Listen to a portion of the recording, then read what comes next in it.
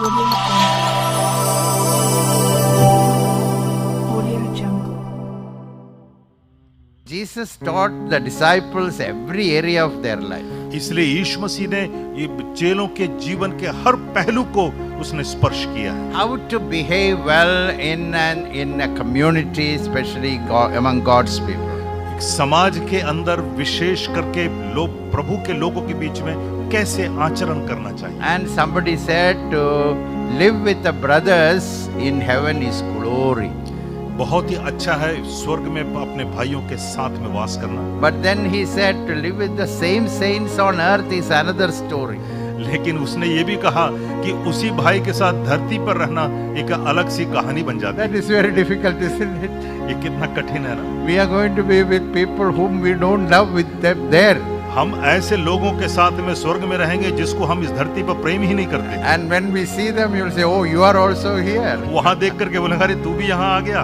And then we have to be with them all through eternity. और अब यह कल्पना कीजिए पूरे अनंत जीवन आपको उनके साथ में रहना पड़ेगा। But we have to live with the same people here also. उन्हीं लोगों के साथ में हमें इस संसार में भी वास करना So है। Jesus told about practical living. इसलिए यीशु मसीह ने एक प्रायोगिक जीवन के विषय में So भी he सिखाया। brought in the subject of a banquet. और supper. उसने एक भोज के विषय को यहाँ पर हमारे बीच में दिया। You know, banquet is a time of joy and fellowship. एक भोज का जो समय है एक आनंद का और एक संगति का समय है। Most of the people love to go to banquet. अधिकांश लोग इस भोजन में जाने के लिए बड़े उत्साहित रहते हैं। One is the good food. एक तो अच्छा भोजन आपको मिलता है And also it is the time when we meet people. और दूसरों के साथ में हमारा मेल होता है, मिलाप करते हैं। And also a banquet is a time when people are also honored. और ऐसा समय भी है जहाँ पर लोगों का सम्मान भी किया जाता है। So even in Jesus' time, यीशु के समय में भी their status was also symbolized by where they sit and also which feast they are invited. उनको किस भोज में निमंत्रित किया गया है और कौन सा स्थान उनको निर्धारित किया गया है वो भी दिखाया है। If a great man invites you for a banquet, अगर एक बड़ा महान व्यक्ति आपको अगर भोज में निमंत्रण दे, we are so happy. हम बहुत खुश रहते हैं। Oh, the prime minister invited. हाँ, हम ये कहते हैं हाँ प्रधानमंत्री ने मुझे नेवता भेजा है। We will be so happy. हम बहुत खुश रहेंगे। And when you sit there, when everybody is seated, और जब सब लोग वहाँ पर बैठे हुए हैं and if the prime minister say you sit very close to me, और मान लीजिए प्रधानमंत्री कहते हैं तुम मेरे पास में आके बैठ जाओ, oh, we will be very proud. हम तो और भी गर्व से फूल जाएंगे। Even in Jesus' time, यीशु के समय में भी you know, some people, wanted to sit at in a very important place. कुछ लोग ऐसे मुख्य आसनों पर बैठना चाहते थे। And so Jesus saw it. यीशु ने देखा इसको। And when he saw that, जब यीशु ने देखा he taught the disciples something. उन्होंने ये चेलों को कुछ सिखाया। You know, sometimes it is ordinary situation that tests us. कई बार ये साधारण सी परिस्थितियां हैं जो हमें परखती हैं। And when there are two beds in a room, मान लीजिए एक कमरे में दो बिस्तर पड़े हुए हैं, and two people come in, दो लोग अंदर आ गए, and immediately one looks for the better bed, आप जैसे ही अंदर आएंगे आप बेहतर बिस्तर की ओर आपकी नजर रहेगी and takes that bed. और उस पर आप कब्जा कर लेंगे। Somebody is watching, दूसरा देख रहा है, that person is assessed. वो समझ गया। We don't, God assesses us in normal situation. परमेश्वर भी हमें साधारण जीवन की परिस्थितियों में हमें परख लेता है। He does not have to give us a Bible quiz.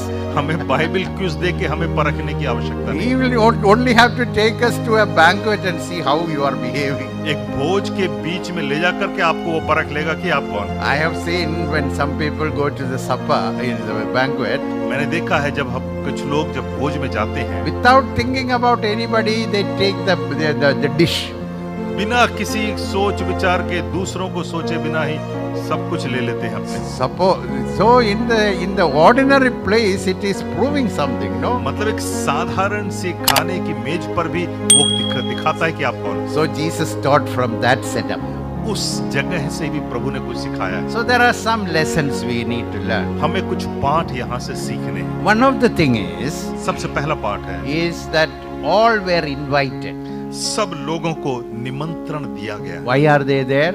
वो वहाँ पर क्यों है? Because the man who hosted it invited them. जिस व्यक्ति ने जो मेजबान है उसने सबका निमंत्रण भेजा। If he was not invited, अगर आपको निमंत्रण नहीं मिला है, they could not be there. वो वहां नहीं आ सकते। So Jesus is saying, यहाँ पर यीशु कहता है, when you are in a group of among a group of people, जब तुम ऐसे समूह में आते हो, especially Jesus was comparing to the kingdom of God. विशेष करके प्रभु अपने परमेश्वर के राज्य के विषय में कहता है, Remember, you are there because you were invited. आप वहां हैं क्योंकि आपको निमंत्रण भेजा गया। You did not come because of your own qualification. आप अपने गुणों के कारण यहाँ पर नहीं पहुंचे, Because you were invited. आपको आमंत्रित किया गया, Because we were given grace. क्योंकि हमें अनुग्रह मिला है। It is the story of everyone. यही तो हर एक व्यक्ति की कहानी है। Even one of the greatest Apostle Paul said, यहाँ तक कि सबसे महान जो प्रेरित है, प्रेरित पौलुस ने the कहा, Lord showed grace to me.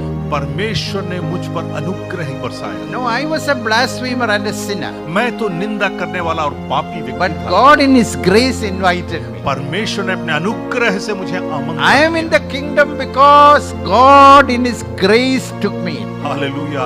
आज मैं प्रभु के राज्य में केवल इसीलिए हूँ क्योंकि परमेश्वर ने मुझे आमंत्रित So किया। this is a fact we must always remember. हमेशा इस बात को अपने